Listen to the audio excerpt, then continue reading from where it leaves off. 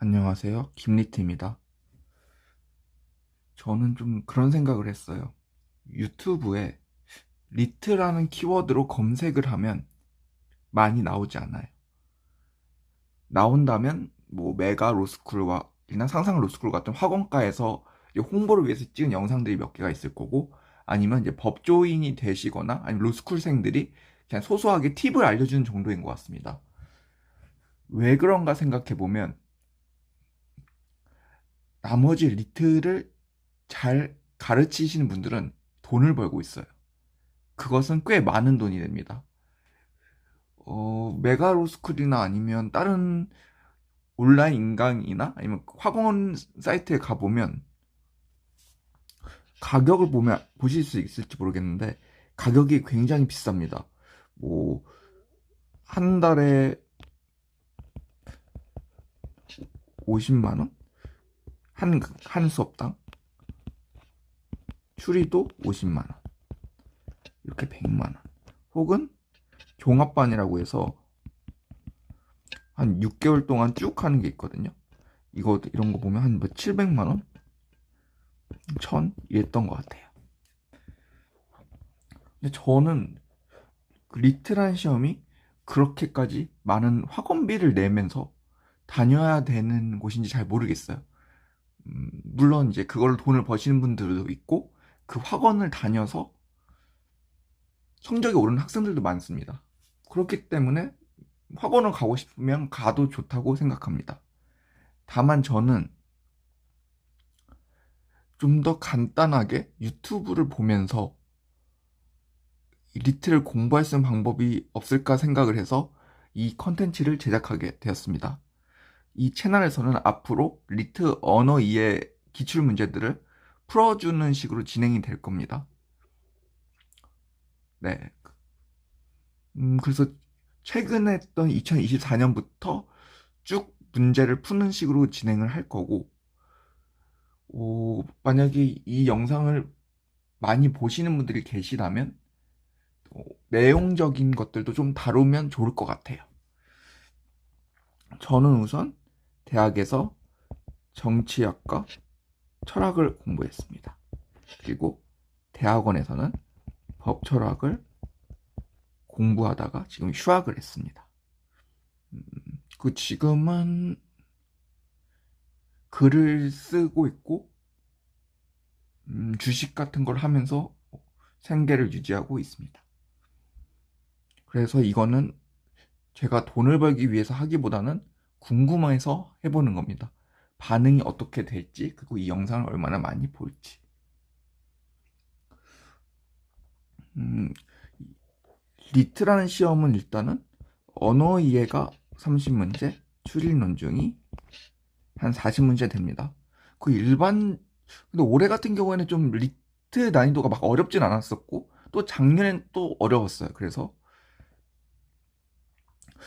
또 언어 20개 이상 맞으면 막 나쁘지 않은 것 같고, 추리도 한 30개 이상 맞으면 그래도 나쁘지 않은 것 같아요. 근데 사실은 이제 리트 응시자들이 많다 보니까 예전에는 이 동지만 갈 수 있다 했는데 이제 이거보다 좀 더 잘해야 된다. 두세 개만 더 맞춰야 된다 해서 이거는 압도적인 실력이냐? 아니면 운이 좋냐? 이런 문제들이 있는 것 같아요. 물론 압도적인 실력이 있으신 분들은 그냥 이미 가셨거나 편하게 보시면 되겠죠. 제가 오늘 얘기하고 싶은 것은 평범한 사람들이 어떻게 리트를 잘할 수 있을까? 혹은 공부를 어떻게 해야 될까?입니다. 추리 논중은 아주 나중에 다룰 것 같고요. 일단 언어 이해에 대해서만 쭉 컨텐츠를 좀 만들어 보는 식으로 하겠습니다. 추리 논증에 대해서도 요청 사항이 있으면 한번 고민해서 다시 만들어 보겠습니다. 일단 리트라는 시험은 왜 존재하는가 생각을 해보면 결국 법조인이 되기 위한 시험입니다. 근데 법조인이라는 것은 뭐 로스쿨 과정에서도 그렇지만 법조인 돼서도 굉장히 많은 텍스트들을 봅니다. 그렇기 때문에 굉장히 많은 양을 읽을 수 있어야 되고 그 내용들을 외우진 못하더라도 어느 정도 알고 있어야 됩니다. 그걸 물어보는 것이 언어 이해와 추리 논증입니다. 이제 언어 이해라고 한다면 저는 왜 존재하냐 생각하면 많은 글자를 읽을 수 있냐, 그리고 빠르게 읽을 수 있냐를 물어보는 시험이라고 생각해요. 그러다 보니까 언어 이해는 다양한 분야의 학술 텍스트를 기반으로 문제들이 만들어집니다. 뭐 철학도 있고, 법학도 있고, 과학도 있고, 뭐 기술도 있고, 가끔 나오긴 하는데 문학도 있습니다. 네, 경제도 있고. 그래서 시중에 있는 리트 언어를 가르치는 강사분들 대부분 보면 이 배경 지식을 공부하라고 해요. 근데 문제는 이 범위가 굉장히 넓다 보니까 이 배경 지식을 막상 풀고 알게 됐는데 시험장에서는 의외로 써먹지 못하는 경우가 있습니다. 왜냐하면 있는 기출을 기반으로 배경 지식을 공부하면 사실 새로운 시험에 나오지 않는 거죠. 또 하나는 이 시험장이라는 시간이 생각보다 촉박합니다. 약 70분에 10개의 글. 그러면 저는 보통 한 개의 글을 3분에 읽고 문제 3개를 이렇게 1분씩 풀어야 되는 거죠. 그래서 6분에서 60분. 그리고 나머지 10분이 이제 마킹이나 또 재검토나 그런 것들. 사실 시험장 가면 이렇게 시간이 안 남습니다. 왜냐하면 내가 어려운 문제를 맞이하게 되면 시간을 더 쓰게 돼요. 그러다 보니까 한 지문에 내가 시간을 좀 더 쓰면 그 다음 지문부터 질질 끌려가는 거예요. 그래서 저는 이거에 대해서 좀 해결 방안을 좀 같이 고민하고 이야기해 보려고 합니다. 그거는 이제 앞으로 차차 있을 영상들에서 소개를 해 드릴게요. 그래서 또 어떤 얘기를 하면 좋을까요? 그래서 리트 언어이해 강사들의 특성을 보면 2가지입니다. 첫 번째는 수능 국어, 두 번째는 피셋. 그런데 수능 국어라는 걸 생각해 보면 비문학도 있지만 문법도 있고 문학도 있습니다.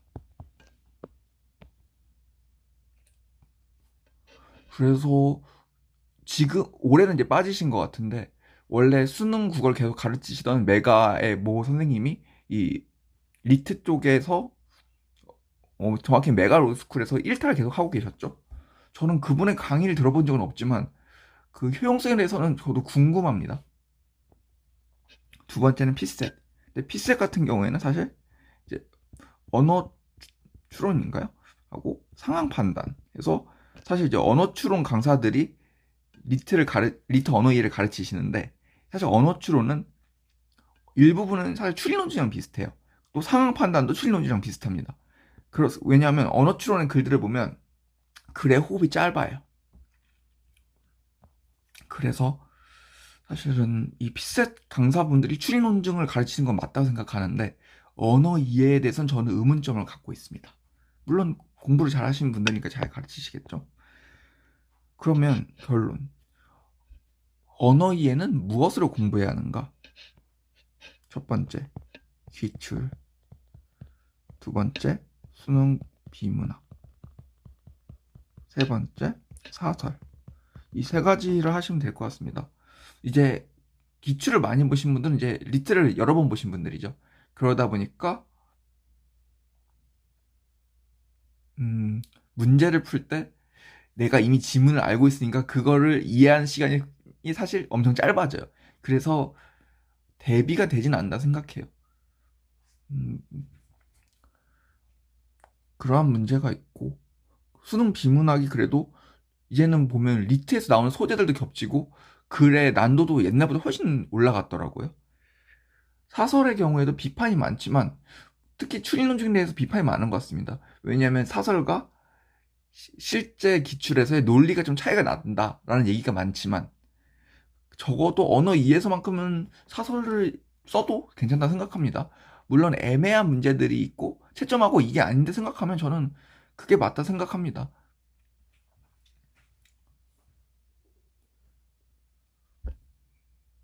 음,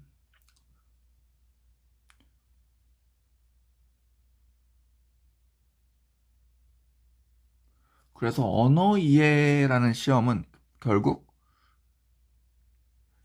내용적으로 내가 이해해서 풀 수 있는 문제들은 풀고, 또 하나는 풀지 못했을 때는 어떻게 내가 스킬적으로 대응할 것인가의 문제인 겁니다.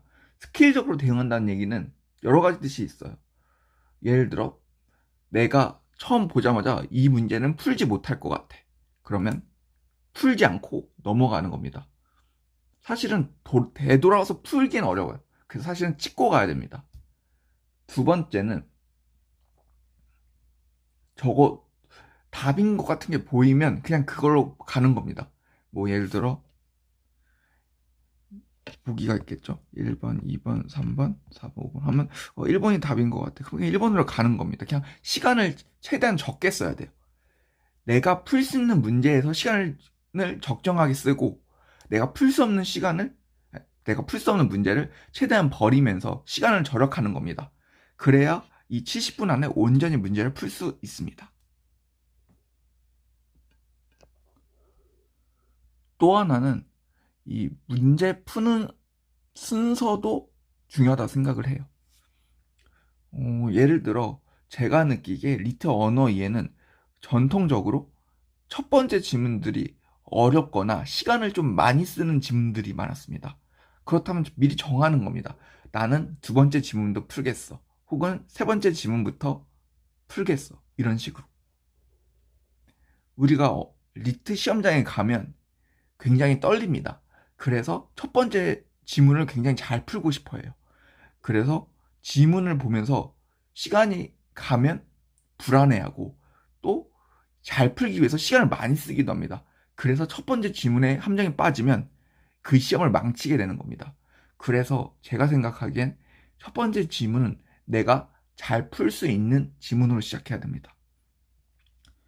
예를 들어 첫 번째 지문에서 시작하지 않고 두 번째부터 했는데 막 생물 같은 게 있어요. 그러면 패스.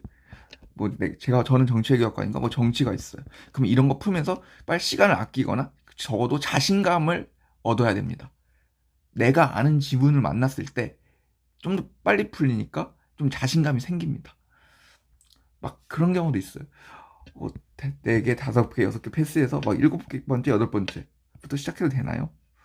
된다고 생각하지만 이렇게 하면 문제가 내가 몇 문제 풀었는지, 몇 지문 풀었는지 체크가 잘 안 될 가능성이 있어서 개인적으로는 한 5개, 5번째 지문까지 안에서 시작을 하면 좋은 것 같습니다. 그래서 이 유튜브 채널의 방향은 일단 우선 기출문제를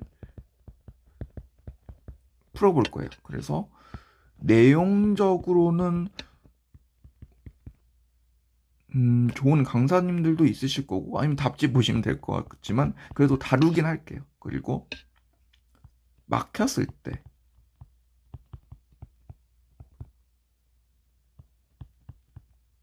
어떻게 이런 걸 다룰 겁니다. 두 번째는 내용적 혹은 철학적. 지금 올해는 이제 안 하신다고 들으셨는데 메가 로스쿨에 잠시 입점을 하셨던 선생님이 계셨죠. 그분은 이제 논문 같은 것을 리딩하면서 좀 독해력을 향상시키는 수업을 하는 것 같아요. 저는 그 수업을 잘 따라간 사람들은 시험을 잘 볼 수 있을 거라 생각합니다. 하지만 많이 따라갈 수 있나? 라는 생각도 있습니다. 사실 되게 듣기 좋은 소리입니다. 독해력이 올라갔으니까 혹은 어려운 것들 읽었으니까 문제를 잘 풀 수 있다. 지극히 당연한 말입니다. 하지만 제가 생각하기에는 사람이 가지고 있는 어느 정도의 독해력이 한계가 있다 생각해요. 혹은 1년 내지 2년 안에 늘어나지 않아요. 하지만 나는 법조인이 돼야 되고 로스쿨을 가야 되는데 온전히 계속 그것만 읽을 수 있는가? 저는 그거에 대해서 좀 의문입니다. 그래서 하지만 이런 것도 다루면 좋다고 생각합니다. 그래서 법 철학이나 법 사회학 혹은 뭐 철학이나 정치학 이런 것들을 다뤄봐도 좋을 것 같다고 생각합니다. 다음 컨텐츠를 기대해 주세요. 아마도 기출문제 풀이로 시작할 것 같아요. 감사합니다.